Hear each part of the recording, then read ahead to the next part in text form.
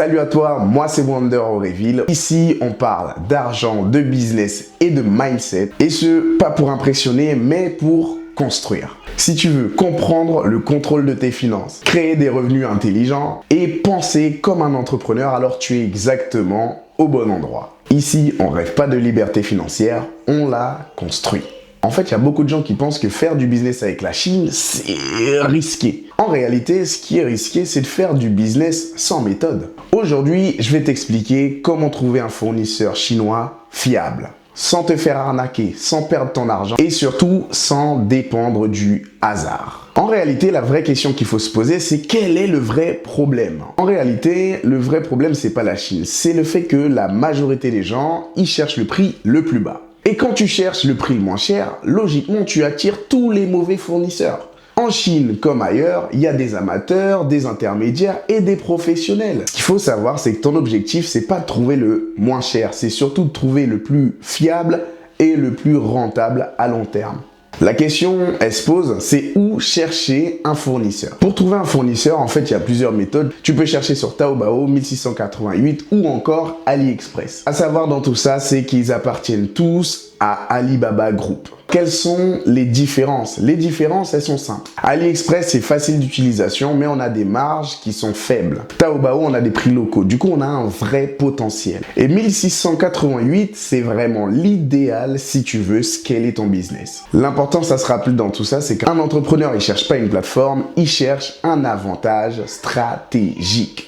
Quels sont les 5 critères pour éviter l'arnaque? Premièrement, on va devoir vérifier l'ancienneté du vendeur. Déjà, s'il est sur la plateforme depuis plusieurs années, c'est déjà un premier filtre. Un vendeur qui est déjà installé, en fait, il va tout faire pour protéger sa réputation parce que ça fait des années qu'il cravache sur ce projet et qu'il a envie de l'amener le plus loin possible. Et du coup, toujours regarder le nombre d'années qu'a le fournisseur sur la plateforme où on veut sourcer. Deuxièmement, il faut toujours regarder les avis détaillés. Quelles sont les photos clients? Qu'est-ce qu'ils mettent? Les commentaires, regarder s'ils sont réels. Et surtout, regarder si on a un nombre de ventes qui est cohérent par rapport au nombre d'années qui sont notées sur la plateforme.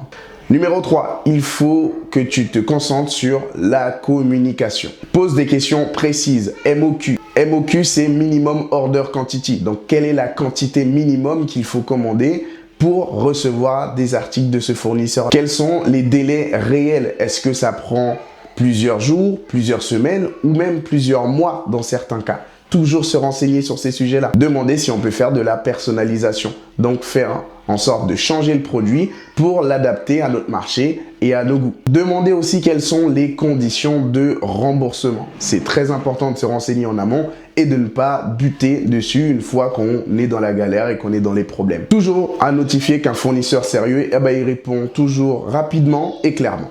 Numéro 4, il est important de tester avant de commander en masse. Trop de gens font cette erreur de faire confiance à un fournisseur en lui envoyant des grosses sommes et des grosses commandes sans même avoir testé la qualité et demander des produits test. Important, il faut absolument que vous testiez les produits avant de faire des grosses commandes. Ça, c'est un red flag. Il faut toujours tester avant de commander. Jamais de grosses commandes directement. Toujours demander les samples, donc 1 ou 2 produits pour voir la qualité. Commander ensuite en petite quantité et ensuite faire un test sur son marché pour voir si le marché répond favorablement à notre business et à notre idée. Il faut toujours se rappeler que le test, en fait, il peut te coûter quelques dizaines d'euros. Alors que l'impatience, il peut t'en coûter des milliers. Numéro 5, il faut que tu saches calculer la marge réelle. Ne regarde jamais juste le prix du produit parce qu'en fait, derrière, il va falloir que tu rajoutes le transport, la douane, la TVA, le packaging, les frais imprévus. Il faut que tu aies 2 fois ou 3 fois la valeur de l'argent que tu investis parce que derrière, ça te permet d'avoir l'esprit tranquille et surtout de construire sur du stable, du fixe, du solide. C'est quoi le vrai mindset en Chine? C'est quoi le vrai mindset? Le business avec la Chine, c'est pas un pari, c'est un système. Ceux qui perdent de l'argent, en général, ils vont trop vite, ils copient sans comprendre, ils achètent sous émotion. Ceux qui gagnent, ils analysent, ils testent, ils structurent. La Chine, c'est pas le problème. Par contre, l'improvisation l'est. Si tu veux une méthode complète, structurée, savoir comment trouver les bons produits, négocier avec les fournisseurs, calculer tes marges intelligemment et éviter les erreurs classiques, la formation Taobao Elite Méthode est disponible en bio.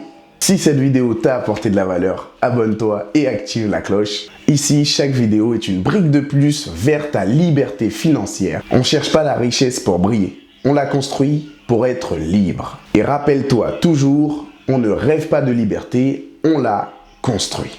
Merci à tous, c'était Wonder. Ciao!